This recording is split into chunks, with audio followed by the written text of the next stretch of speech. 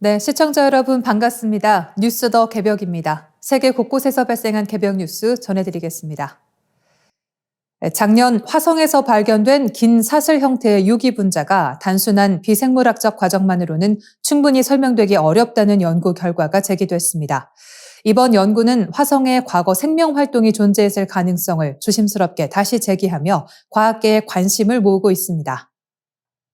미국 항공우주국 고다드 우주비행센터의 알렉산더 파블로프가 이끄는 연구진은 관련 연구 결과를 국제학술지 우주생물학에 발표했습니다. 연구진은 화성 탐사 로버 큐리오시티가 수집한 데이터를 바탕으로 화성 암석에서 발견된 장수의 유기 분자의 기원을 분석했습니다. 연구의 핵심은 지난해 3월 화성에서 발견된 유기 분자입니다. 과학자들은 이 분자가 지금까지 화성에서 확인된 것 가운데 가장 큰 유기 분자 중 하나라고 설명했습니다. 해당 분자는 알칸이라는 탄화수소 계열 물질로 탄소 원자가 10개에서 12개 길게 연결된 구조를 가지고 있습니다. 이 분자는 화성 게일분화구 내 옐로나이프 베이 지역의 고대 호수 퇴적층인 컴벌랜드 이암에서 발견됐습니다. 큐리오시티 로버는 2013년 이 암석에 구멍을 뚫어 시료를 채취했고 화성 표본 분석 장비를 통해 분석을 진행했습니다. 연구진은 암석 샘플을 약 1100도까지 가열하는 과정에서 긴 사슬 구조의 유기 분자를 확인했습니다. 현재 화성 암석에서 측정된 알칸 농도는 약 30에서 50 ppb 수준입니다. 그러나 이 암석은 약 8천만 년 동안 화성 표면에 강한 방사선에 노출돼 있었기 때문에 상당량의 유기물이 분해됐을 가능성이 제기됩니다. 연구진은 이를 고려해 초기 농도를 역산했습니다. 그 결과 초기 알칸 또는 알칸이 분해된 지방산의 농도는 약 120에서 7,700 ppb 수준이었을 것으로 추정됐습니다. 연구진은 이 정도 농도의 장수의 알칸, 즉 길게 이어진 사슬 구조의 탄화수소는 일부 비생물학적 생성 경로만으로 설명하기 어렵다고 밝혔습니다. 다만 이번 발견이 외계 생명체 존재를 직접 입증하는 것은 아니라고 연구진은 강조했습니다. 화성에는 아직 밝혀지지 않은 비생물학적 화학 반응이 존재할 가능성이 있으며 추가 연구가 필요하다는 설명입니다. 그럼에도 이번 샘플에서는 점토 광물과 질산염, 특정 탄소 형태, 황성분 등 생명 환경과 관련된 단서들이 함께 확인됐습니다.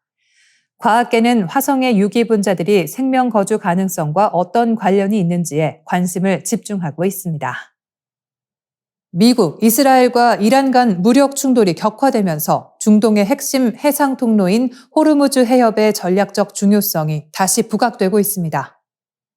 호르무즈 해협은 이란과 아라비아 반도 사이에 위치해 페르시아만과 오만만을 연결하는 좁은 해로입니다. 평균 너비는 약 50km에 불과하며 가장 좁은 구간은 33km 수준입니다. 특히 실제 선박이 항해할 수 있는 항로는 양방향 각각 약 3km 정도에 지나지 않아 작은 충돌이나 군사 행동만으로도 통행이 크게 제한될 수 있는 구조입니다. 지리적 규모는 크지 않지만 위치가 절묘해 세계 에너지 시장에서 차지하는 비중은 매우 큽니다. 이란, 사우디아라비아, 이라크, 아랍에미리트 연합, 쿠웨이트 등 주요 산유국의 원유와 가스가 인도양으로 나가기 위해서는 대부분 이 해협을 반드시 지나야 합니다. 세계 최대 액화 천연가스 수출국 가운데 하나인 카타르 역시 거의 모든 LNG를 이 해협을 통해 운송하고 있습니다. 이런 이유로 호르무즈 해협은 세계 에너지의 동맥이라는 별명으로 불립니다. 실제로 전 세계 해상 원유 수송량의 약 20%가 이 해협을 통과하며 그 가운데 약 80%는 아시아 지역으로 향합니다. 이란은 오래전부터 이 해협이 자국 영해에 속한다는 점을 근거로 통제권을 주장해 왔습니다. 미국이나 주변 국가들과 갈등이 고조될 때마다 해협 봉쇄 가능성을 전략적 압박 카드로 활용해 왔습니다. 1980년대 이란, 이라크 전쟁 당시에도 이란은 호르무즈 해협 봉쇄를 반복적으로 위협했고 실제로 유조선을 겨냥한 기뢰를 설치하는 등 긴장을 높인 전례가 있습니다. 이번 무력 충돌로 해협이 사실상 봉쇄 상태에 들어갈 경우 그 파장은 매우 클 것으로 예상됩니다. 특히 중동산 원유 의존도가 높은 아시아 국가들이 직접적인 영향을 받을 가능성이 큽니다. 중국 세관 통계에 따르면 중국은 2024년 소비한 석유의 약 75%를 수입에 의존했으며 이 가운데 약 44%가 중동산이었습니다. 한국은 원유 수입의 약 70%를 중동에 의존하고 있으며 일본은 그 비중이 90%를 넘습니다. 전쟁이 장기화할 경우 국제 유가가 배럴당 100달러를 넘어설 수 있다는 전망도 제기되고 있습니다. 유럽 역시 상황이 자유롭지 않습니다. 유럽은 2022년 러시아의 우크라이나 침공 이후 러시아산 가스 의존도를 45%에서 약 15% 수준까지 낮췄습니다. 그러나 대체 공급원으로 늘어난 카타르산 LNG가 대부분 호르무즈 해협을 통과하기 때문에 이 해협 봉쇄가 현실화될 경우 에너지 수급 불안이 다시 확대될 가능성이 있습니다. 영국 가디언은 카타르산 LNG는 호르무즈 해협을 반드시 지나야 한다며 가스 공급 충격이 즉각적인 위협으로 떠오르고 있다고 분석했습니다.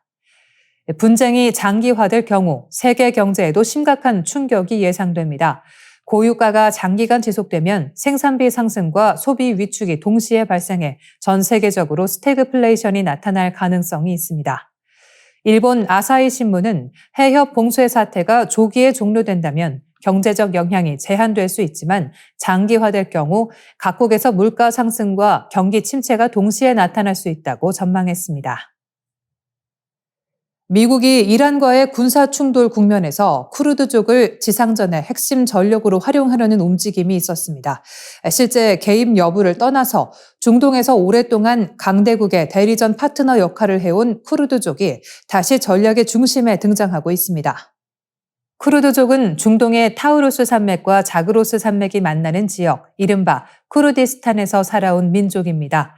험준한 산악 지형에서 양과 염소를 치는 유목 생활을 해왔으며 인구는 3천만 명 이상으로 추정됩니다. 그러나 독립국가를 갖지 못한 채 튀르키예, 이라크, 이란, 시리아 등 여러 나라에 흩어져 살아가고 있어 세계에서 가장 큰 국가 없는 민족으로 불립니다.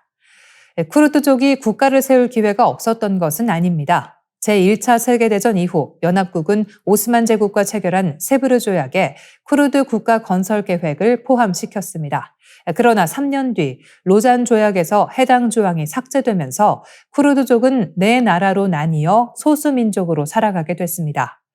이후 각국에서 언어 사용 제한과 정치적 박해 등 차별을 겪으며 여러 차례 독립 시도를 했지만 대부분 좌절됐습니다. 서방 국가들은 이런 쿠르드족의 열망을 중동 전략에 활용해 왔습니다. 1980년대 이란, 이라크 전쟁 당시 미국은 이라크를 압박하기 위해 쿠르드 세력을 활용했고 2003년 이라크 전쟁에서는 쿠르드 무장 조직 페슈메르가가 미군의 주요 지상 파트너로 활동했습니다. 시리아 내전에서도 쿠르드 민병대는 극단주의 무장 세력 IS 격퇴 작전에서 핵심 역할을 했지만 미군 철수 이후 큰 피해를 입으며 배신의 기억을 남기기도 했습니다. 쿠르드 세력 내부의 분열과 주변 국가들의 반발은 변수로 지목됩니다. 쿠르드족은 여러 나라에 흩어져 있어 정치적 목표와 이해관계가 서로 다릅니다. 이란과 튀르키예 역시 쿠르드 무장 세력의 확대를 강하게 경계하고 있습니다. 쿠르드족이 독립국가를 세울 가능성은 여전히 낮다는 평가가 많습니다. 쿠르드족이 거주하는 어느 국가도 영토 분리를 허용하려 하지 않기 때문입니다. 쿠르드 사회에는 산 외에는 친구가 없다는 속담이 전해집니다. 수많은 전쟁과 정치적 거래 속에서 이용당하고 버려졌던 역사적 경험을 상징하는 말입니다. 쿠르드족이 또다시 강대국의 전략 속에서 희생될지 중동 정세의 중요한 변수로 떠오르고 있습니다.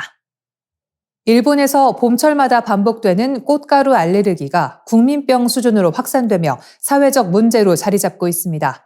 일본에서는 이를 가훈쇼라고 부르며 전체 인구의 약 40%가 이 증상을 겪는 것으로 추정됩니다. 재채기와 콧물, 코막힘, 눈 가려움 등 전형적인 알레르기 증상이 나타나며 일상생활에 큰 불편을 초래하고 있습니다. 심한 경우 학업이나 업무에 지장을 줄 정도로 증상이 지속되기도 합니다. 일본 언론에 따르면 꽃가루 알레르기가 본격적으로 사회 문제로 떠오른 것은 비교적 최근의 일입니다. 삼나무 꽃가루에 의한 첫 알레르기 환자가 보고된 것은 1964년입니다. 이후 환자 수는 빠르게 늘어 1998년 전체 인구의 약 20%였던 환자 비율이 2008년에는 약 30%, 2019년에는 약 40%로 증가했습니다. 환자 비율이 높아지면서 일본에서는 꽃가루 농도를 예측하는 꽃가루 예보 서비스도 운영되고 있습니다.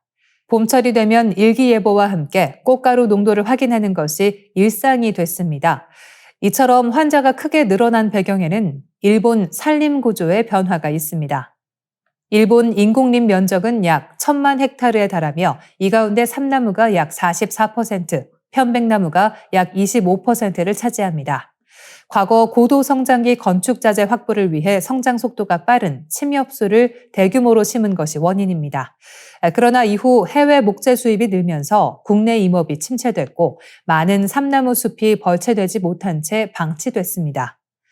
삼나무는 수령이 약 20년을 넘으면 꽃가루를 대량으로 방출합니다. 현재 일본 인공림의 상당수가 이처럼 꽃가루 생산량이 많은 성숙 단계에 도달한 상태입니다. 도쿄도 산림 담당 관계자는 전후에 심어진 나무 가운데 상당수가 지금까지 한 번도 벌채되지 않았다고 설명했습니다. 일본 정부는 오래된 삼나무를 벌채하고 꽃가루가 적은 품종으로 교체하는 정책을 추진하고 있습니다. 꽃가루를 많이 배출하는 수령 20년 이상 삼나무 숲 면적을 20% 줄이는 것이 목표입니다.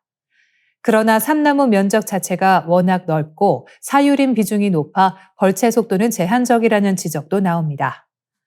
전문가들은 산림 관리 확대와 목재 소비 증가가 함께 이뤄져야 꽃가루 문제를 근본적으로 완화할 수 있다고 보고 있습니다.